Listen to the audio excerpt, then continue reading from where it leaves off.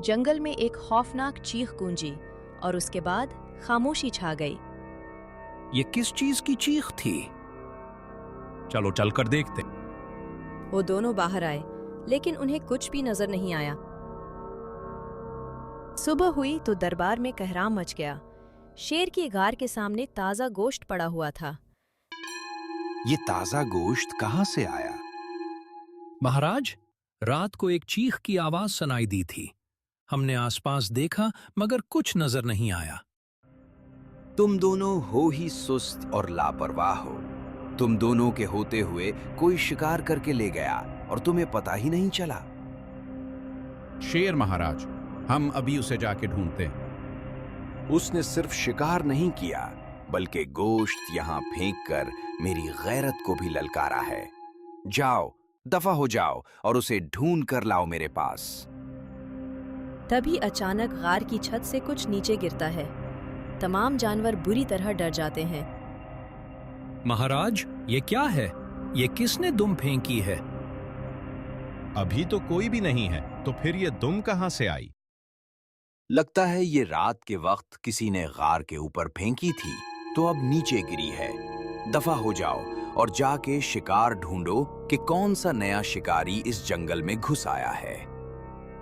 इतने में दूर से एक हरनी हाँफती और दौड़ती हुई दरबार की तरफ आती है। महाराज, जुल्म हो गया। मेरे भाई का किसी ने रात को शिकार कर लिया है। क्या? शिकार कर लिया? लेकिन तुम्हारे इलाके में कौन शिकार कर सकता है? महाराज, कोई अजीब जानवर था। उसके बड़े बड़े पांव थे और उसके 2 दुमें थीं। दो दुम? 2 दुमों वाला चीता? वो तो हमने सिर्फ कहानियों में सुना है। कहीं वो वापस तो नहीं आ गया? जाओ, सब जानवरों को यहाँ बुलाओ। ये मामला थोड़ा पेचीदा लग रहा है। तमाम जानवरों की सभा बुलाई गई। शेर ने सब जानवरों को बताया कि इस तरह हरनी के भाई का शिकार हो गया है। ये मामला बहुत पेचीदा लगता है। ये जानवर हमारे जंगल का तो नहीं लग रहा। बादशाह सलामत, मुझे अपने भाई का बदला लेना है। ऐसा करते हैं, हम अकेले नहीं जाते, बल्कि 2-2 जानवरों के ग्रुप बना लेते हैं। वो पूरे जंगल के मुख्तलिफ हिस्सों में उसको तलाश करते हैं। ठीक है? ठीक है, चलो सारे 2-2 के ग्रुप में तकसीम हो जाओ और जंगल में तलाश करो। बहुत दिन तक सारे तलाश करते रहे, मगर किसी को भी शिकारी नहीं मिला। यार, लगता है शायद किसी दूसरे जंगल से कोई जानवर हादसाती तौर पर आया हो और शिकार करके वापस चला गया हो। मुझे भी ऐसा ही लगता है।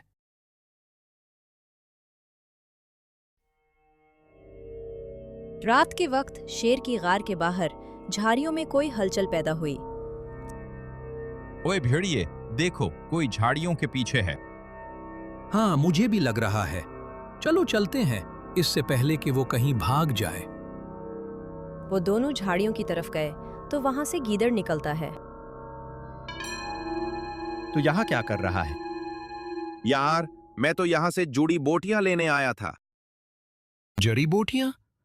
तो दिन को भी लेके जा सकता था। तो फिर तो उस वक्त क्यों यहाँ आया?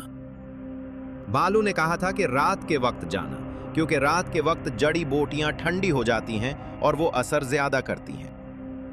ये तो हमें कोई कहानियां ही सुना रहा है। उसको जेल में बंद कर देते हैं। सुबह शेर के दरबार में उसको पेश करते हैं।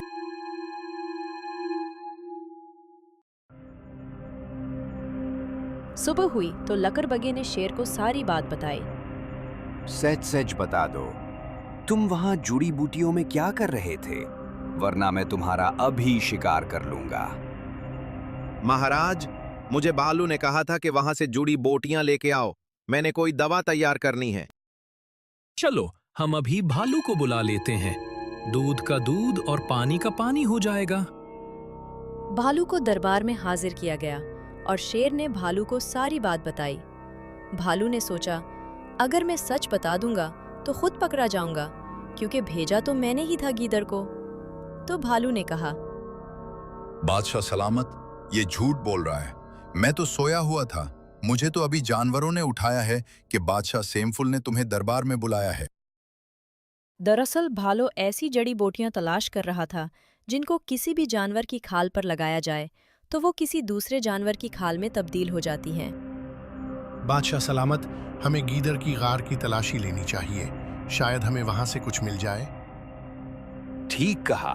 तब तक हम गीदड़ को जेल में बंद कर देते हैं। बादशाह सलामत, मैं और लोमड़ी जाते हैं और गीदड़ की गार का मुआयना करके आते हैं।